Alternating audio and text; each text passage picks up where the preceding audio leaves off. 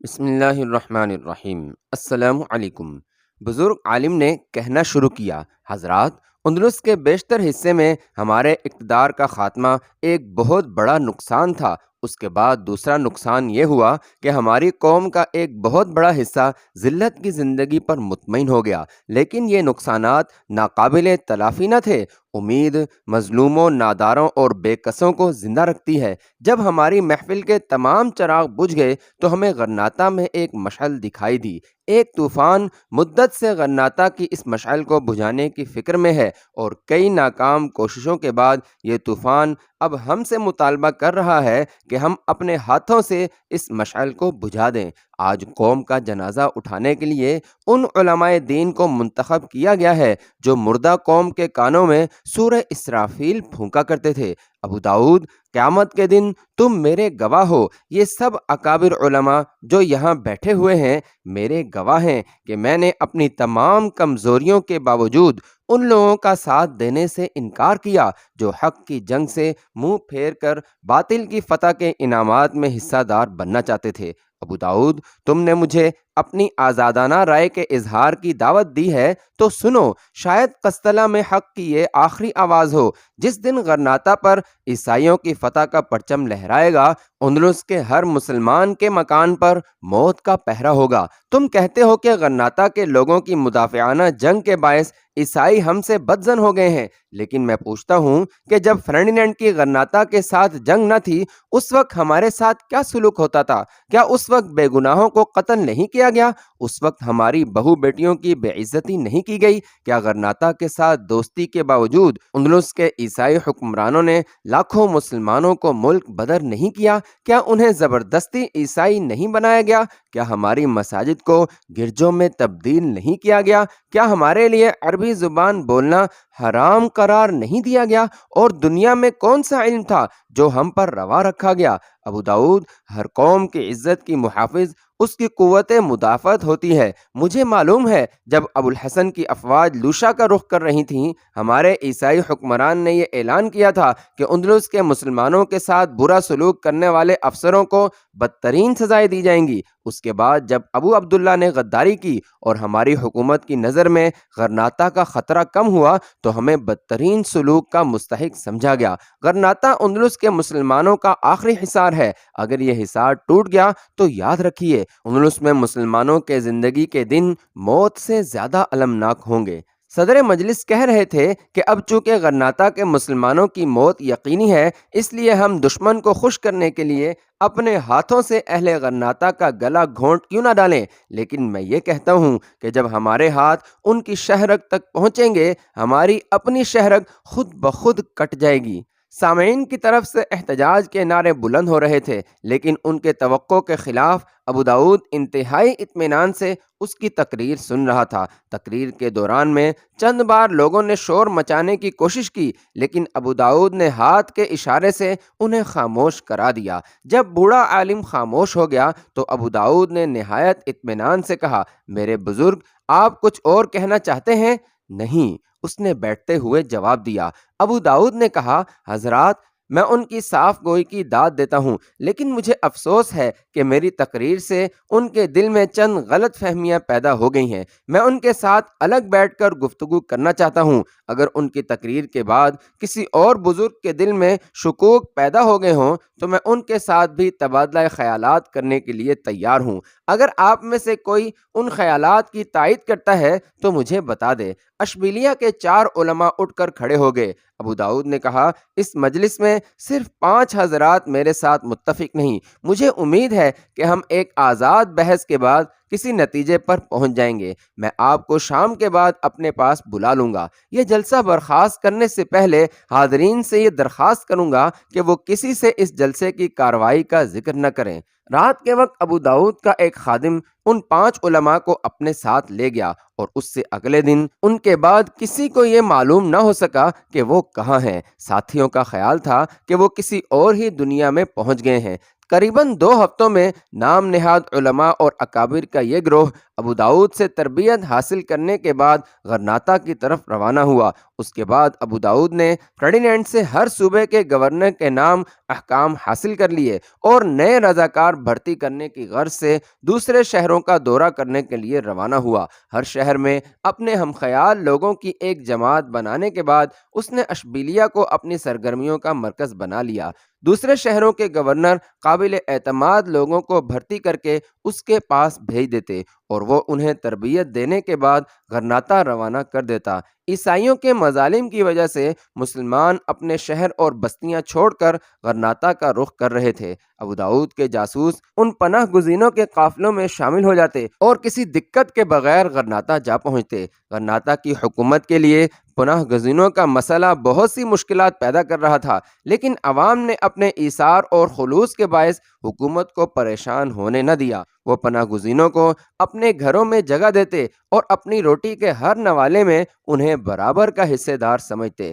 الیکسرا کا تمام علاقہ آزاد ہو چکا تھا اور وہاں مہاجرین کے بہت خاندان آباد ہو چکے تھے۔ غرناطہ اور گرد و نواح کی بستیوں میں قریباً 10 لاکھ پناہ گزین آ چکے تھے اور ان میں قریباً 2000 کے قریب وہ با اثر لوگ تھے جن کا پیر و مرشد اشبیلیہ سے انہیں ہدایات بھیج رہا تھا۔ یہ لوگ اہل غرناطہ کے سامنے اندلس کے مسلمانوں کی ذبح حالی کے قصے بیان کر کے انہیں اپنی طرف متوجہ کرتے اور پھر ان کے ذہن میں اس قسم کے خیالات ٹھونسنے کی کوشش کرتے۔ یہ جنگ کب ختم ہوگی؟ اس کا انجام کیا ہوگا؟ افسوس، افریقہ سے مسلمانوں کو کوئی مدد ملنے کی امید نہیں۔ عیسائی مسلمانوں سے کئی گنا زیادہ ہیں، لیکن کاش ہمارا مقابلہ صرف اندلس کے عیسائیوں کے ساتھ ہوتا۔ اب نہ صرف اہل ہسپانیہ بلکہ یورپ کے دوسرے عیسائی بھی غرناطہ میں ہماری چھوٹی سی سلطنت کا نام و نشان مٹانے کا عہد کر چکے ہیں۔ مسلمانوں کے دل ٹوٹ چکے ہیں۔ مسلمان بزدل نہیں، وہ مارنا مرنا جانتا ہے۔ آج بھی اگر فرڈینینڈ اپنی مملکت کے تمام سپاہی لے کر میدان میں آ جائے تو ہم انہیں چند دن میں کچل کر رکھ دیں، لیکن اب تمام یورپ کے عیسائی ان کی مدد کے لیے جمع ہو رہے ہیں۔ اس کے برعکس افریقہ میں ہمارے بھائی ہمارے حال سے بے خبر ہیں۔ ہم کب تک لڑیں گے؟ اس جنگ کا نتیجہ کیا ہوگا؟ صبح کے وقت غرناطہ کی مساجد میں اس قسم کے اشتہار دیواروں کے ساتھ چسپاں ہوتے۔ کیا فرماتے ہیں علماء دین؟ کیا ایسی جنگ جاری رکھنا جائز ہے جس کا انجام ہلاکت کے سوا کچھ نہ ہو؟ منافقین کی ان کوششوں سے غرناطہ میں شکست خوردہ ذہنیت کے لوگوں کی تعداد بڑھنے لگی۔ اندلس کے اکابر سے غرناطہ کے اکابر بھی متاثر ہونے لگے۔ ان زہریلے اثرات سے فوج ابھی تک محفوظ تھی، لیکن ابو داؤد کے آدمی فوج میں بھی بھرتی ہو رہے تھے۔ اشبیلیہ سے بعض یہودی تاجر پناہ گزینوں کے بھیس میں آ گئے اور وہ فرڈینینڈ کے سونے اور چاندی سے با اثر امراء کے ضمیر خرید رہے تھے۔ لوشا کا قائم مقام گورنر جان مائیکل تدبر کے بجائے طاقت سے کام لینے کا قائل تھا۔ ابو داؤد کی موجودگی میں بھی لوشا کے مسلمان اپنے آپ کو عیسائیوں کے ظلم و تشدد سے محفوظ نہیں سمجھتے تھے، تاہم ابو داؤد کی حکمت عملی کے باعث مسلمانوں کے خلاف ان کا جذبہ انتقام کسی حد تک دبا رہا۔ لیکن ابو داؤد کے جاتے ہی مسلمان یہ محسوس کرنے لگے کہ لوشا میں ان پر عرصہ حیات تنگ ہو گیا ہے۔ وہ 5000 سپاہی جو لوشا کی حفاظت کے لیے آئے تھے شراب سے بدمست ہو کر شہر کی گلیوں میں چکر لگاتے، مساجد میں گھس کر نماز پڑھنے والوں کو زد و کوب کرتے۔ رات کے وقت وہ مسلمانوں کے گھروں کے دروازے توڑ کر اندر گھس جاتے اور ان کی عورتوں کو زبردستی گھسیٹ کر فوجی اڈوں میں لے جاتے۔ ایک دن ایک نوجوان نے غیرت میں آ کر اپنے پڑوسی کے گھر پر حملہ کرنے والے سپاہیوں میں سے 3 کو قتل کر دیا۔ اس کے بعد جان مائیکل نے شہر پر فوجی حکومت مسلط کر دی۔ شہر کے ایک نیک تینت راہب کی قیادت میں سرکردہ عیسائیوں کا ایک وفد گورنر سے ملا اور انہوں نے گورنر سے درخواست کی کہ فوج کے شہر میں داخل ہونے پر پابندی عائد کی جائے۔ شراب سے بدمست سپاہی نہ صرف مسلمان بلکہ کبھی کبھی عیسائیوں کے گھروں میں بھی جا گھستے ہیں۔ گورنر نے یہ حکم صادر کر دیا کہ عیسائی اپنے گھروں کے دروازوں پر صلیب کے نشان لگا دیں تاکہ سپاہیوں کو غلط فہمی نہ ہو۔ لوشا کا ایک متمول تاجر عیسائی جان مائیکل کا دوست تھا۔ جان مائیکل رات کے وقت اکثر اس کے ہاں چلا جاتا۔ ہر رات سپاہی اس تاجر کے مکان پر کوئی نہ کوئی بدنصیب لڑکی پکڑ کر لے آتے۔ ایک رات جان مائیکل شراب کے نشے میں بدمست تھا۔ اس نے اپنے میزبان سے کہا، میں نے اب شادی کا فیصلہ کر لیا ہے، تاجر نے قہقہا لگایا، شادی؟ تم شادی کرو گے؟ جان مائیکل نے گرج کر کہا، خاموش، تم سمجھتے ہو کہ میں نشے کی حالت میں بک رہا ہوں، لیکن میں نے شادی کا فیصلہ کر لیا ہے۔ میں اندلس کی سب سے خوبصورت لڑکی سے شادی کرنا چاہتا ہوں، اور وہ لوشا میں ہے۔ جانتے ہو وہ کون ہے؟ میں جانتا ہوں۔ اچھا بتاؤ وہ کون ہے؟ وہ ابو داؤد کی لڑکی ہے۔ اس کا نام جانتے ہو؟ اس کا نام ربیہ ہے۔ گورنر نے شراب کا جام اٹھاتے ہوئے کہا، تم کچھ نہیں جانتے، اس کا نام اینجلا ہے۔ تاجر نے کہا، میں نے اینجلا کو دیکھا ہے، لیکن میں نے سنا ہے کہ ربیہ اس سے بھی زیادہ خوبصورت ہے۔ مائیکل نے گرج کر کہا، یہ ربیہ کون ہے؟ وہ اینجلا کی سوتیلی بہن ہے۔ وہ مردوں کے سامنے نہیں آتی، وہ گرجے میں بھی نہیں جاتی۔ میں نے سنا ہے کہ اس کی ماں مسلمان تھی۔ تم بکتے ہو، اندلس کی کوئی لڑکی اینجلا سے زیادہ خوبصورت نہیں۔ میں اس کی توہین برداشت نہیں کر سکتا۔ اگر تم نے دوسری مرتبہ یہ کہا کہ کوئی لڑکی اینجلا سے زیادہ خوبصورت ہے تو تمہاری جان کی خیر نہیں۔ تو آپ اینجلا کے ساتھ شادی کرنے کا فیصلہ کر چکے ہیں؟ ہاں، میرا فیصلہ اٹل ہے، لیکن وہ مجھ سے نفرت کرتی ہے۔ آپ سے نفرت؟ ہاں، میری سمجھ میں نہیں آتی کہ فرڈینینڈ کے نائٹ سے ایک لڑکی کیسے نفرت کر سکتی ہے۔ اس کی ماں عیسائی ہے اور وہ یقیناً اسے اپنی خوش قسمتی سمجھے گی۔ اگر اجازت ہو تو میں پشپ کو اس کے ساتھ بات کرنے کے لیے کہوں۔ میں خود اس کی ماں کے ساتھ بات کر چکا ہوں اور اسے کوئی اعتراض نہیں، لیکن لڑکی کو مجھ سے نفرت ہے۔ پرسوں میں نے اسے دعوت دی تھی، اس کی ماں آئی تھی، لیکن اس نے درد سر کا بہانہ کیا۔ جانتے ہو خوبصورت لڑکیاں کس وقت درد سر کا بہانہ کرتی ہیں؟ تم نہیں جانتے، تم بیوقوف ہو۔ جب وہ کسی کو دیکھنا پسند نہیں کرتی تو درد سر کا بہانہ کرتی ہیں۔ میں نے اپنی خادمہ کے ہاتھ اسے پھول بھجوائے تھے۔ جانتے ہو اس نے کیا کیا؟ تم نہیں جانتے، ٹھہرو میں بتاتا ہوں۔ جان مائیکل نے اٹھ کر میز پر رکھے ہوئے گلدستے کو اٹھایا اور تاجر کے سر پر دے مارا اور قہقہا لگاتے ہوئے کہا، اس نے پھولوں کا گلدستہ میری خادمہ کے سر پر دے مارا اور اسے کہا، اگر تم دوبارہ کوئی چیز لے کر آئی تو تمہاری جان کی خیر نہیں۔ تاجر نے کہا، لیکن آپ کو مایوس نہیں ہونا چاہیے۔ جان مائیکل نے شراب کا ایک جام حلق سے اتارنے کے بعد کہا، مایوس اور میں؟ تم مجھے نہیں جانتے۔ میرے اور اس کے درمیان صرف چند قدم کا فاصلہ ہے، لیکن اگر ہمارے درمیان 7 سمندر بھی حائل ہوتے تو بھی میں مایوس نہ ہوتا۔ وہ میری ہے، اینجلا میری ہے، میری بننے کے سوا اس کے لیے کوئی راستہ نہیں۔ جانتے ہو میں کون ہوں؟ تم نہیں جانتے، تم ایک بیوقوف تاجر ہو۔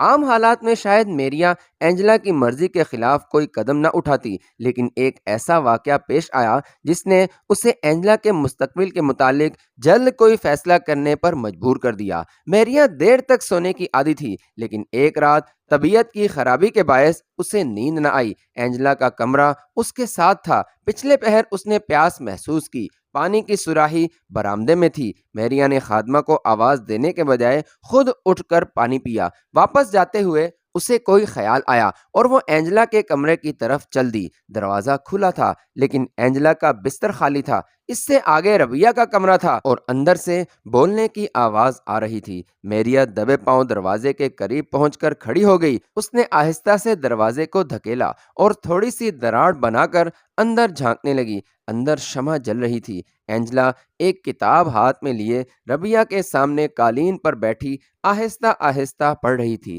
حتیٰ کہ وہ کسی لفظ پر رک جاتی تو ربیہ اسے بتا دیتی۔ یہ وہ کتاب تھی جسے میریا نے اکثر ربیہ کو انتہائی سوز و گداز کے ساتھ پڑھتے ہوئے دیکھا تھا۔ یہ قرآن تھا۔ میریا کچھ دیر مبہوت کھڑی رہی۔ اینجلا اس کے نزدیک ایک بدترین گناہ کی مرتکب ہو چکی تھی۔ اس کا جی چاہا کہ وہ بھاگ کر اپنی بیٹی کے ہاتھ سے قرآن چھین لے، لیکن اس کے پاؤں زمین سے پیوست ہو کر رہ گئے۔ اس کی قوت فیصلہ جواب دے چکی تھی۔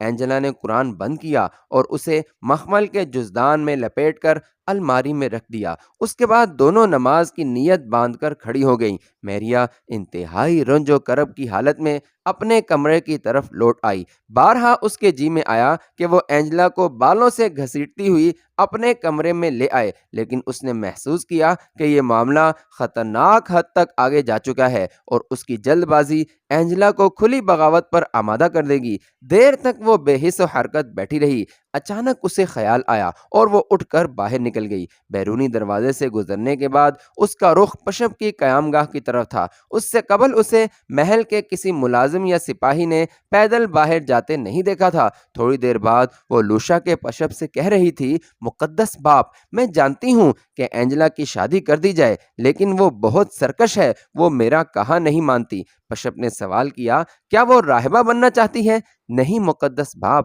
اسے کوئی رشتہ پسند نہیں۔ میں اس بارے میں خود تم سے ملنے والا تھا۔ جان مائیکل نے مجھ سے کئی بار کہا ہے کہ اسے تمہاری لڑکی پسند ہے۔ مقدس باپ، میں اسے اپنی عزت افزائی سمجھتی ہوں، لیکن اینجلا بہت ضدی ہے، آپ اسے سمجھائیں۔ پشپ نے کچھ سوچ کر کہا، میرے خیال میں اگر تم جان مائیکل کو اپنی بیٹی سے ملاقات کا موقع دیتی تو شاید یہ مشکل خود بخود حل ہو جاتی۔ میریا نے جواب دیا، مقدس باپ، اگر یہ معاملہ اس قدر آسان ہوتا تو میں آپ کو تکلیف نہ دیتی۔ اینجلا پر میری سوتیلی لڑکی نے جادو کر رکھا ہے۔ وہ مسلمان ہے اور اس نے اینجلا کے دل میں ہمارے ہم مذہبوں کے خلاف سخت نفرت پیدا کر دی ہے۔ مجھے ڈر ہے کہ وہ گمراہ نہ ہو جائے، اس لیے میں فوراً اس کی شادی کرنا چاہتی ہوں۔ میں اسے ربیہ سے دور رکھنا چاہتی ہوں۔ پشپ نے کہا، اگر یہ بات ہے تو ہمیں سستی نہیں کرنی چاہیے، لیکن میں یہ پوچھنا چاہتا ہوں کہ اگر اینجلا کو اس کی مرضی کے خلاف شادی پر مجبور کیا جائے تو تمہارا خاوند رضامند ہوگا؟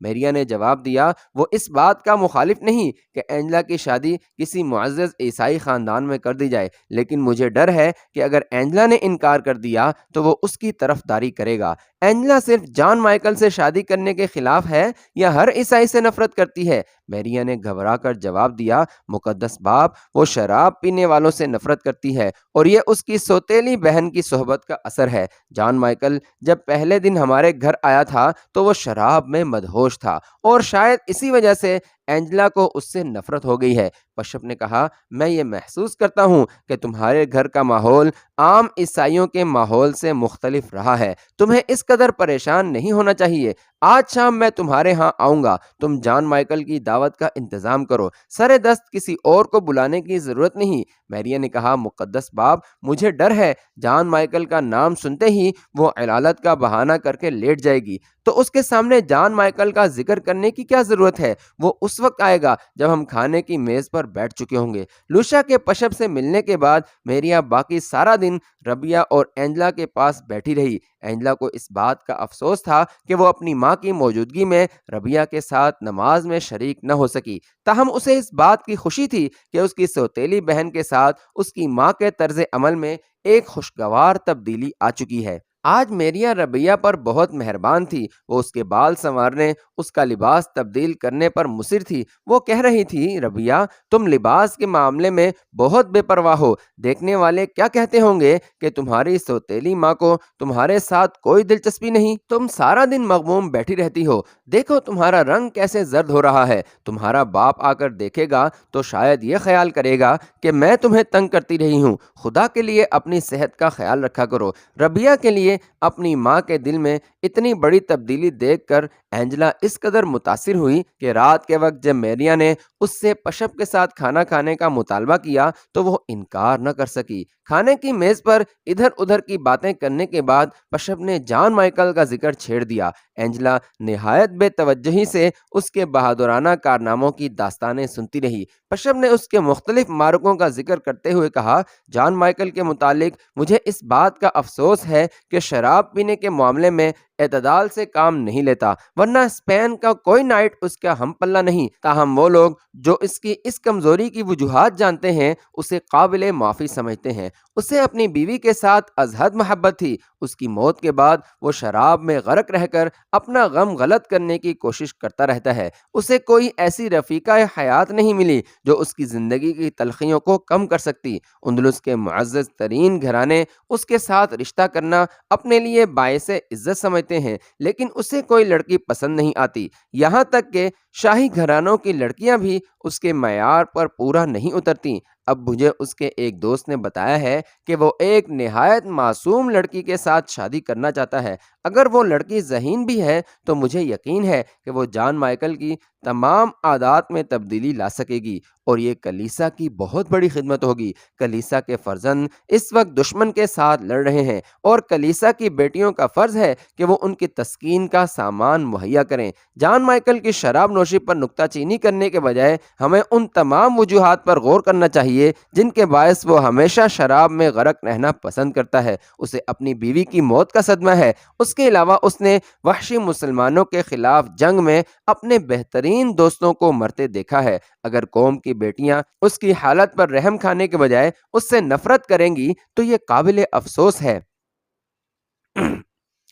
اینجلا کا اضطراب بڑھ رہا تھا۔ وہ یہ محسوس کر رہی تھی کہ اس کے لیے کوئی جال بچھایا جا رہا ہے۔ اس نے اپنی ماں اور پھر پشپ کی طرف دیکھا۔ وہ کچھ کہنا چاہتی تھی، لیکن خادمہ نے میریا کے کان میں کچھ کہا، اور میریا نے برہم ہو کر اسے جواب دیا کہ تم انہیں ملاقات کے کمرے میں کیوں بٹھا لائیں؟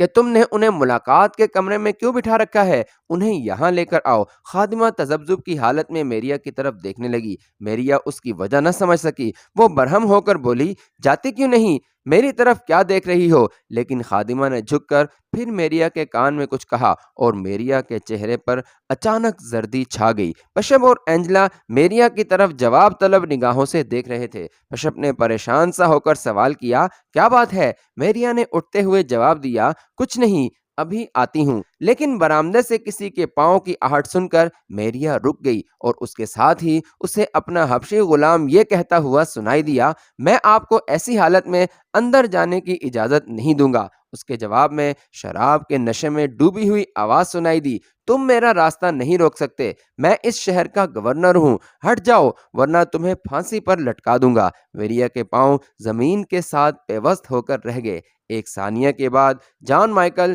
دروازے میں کھڑا تھا۔ اس کے ایک ہاتھ میں سونے کی سراحی اور دوسرے میں پیالہ تھا۔ اس کی آنکھوں سے وحشت برس رہی تھی۔ میریا، اینجلا اور پشپ مبہوت ہو کر اس کی طرف دیکھ رہے تھے۔ میریا نے سہمی ہوئی آواز میں کہا، اینجلا، تم پیچھے کے کمرے میں چلی جاؤ۔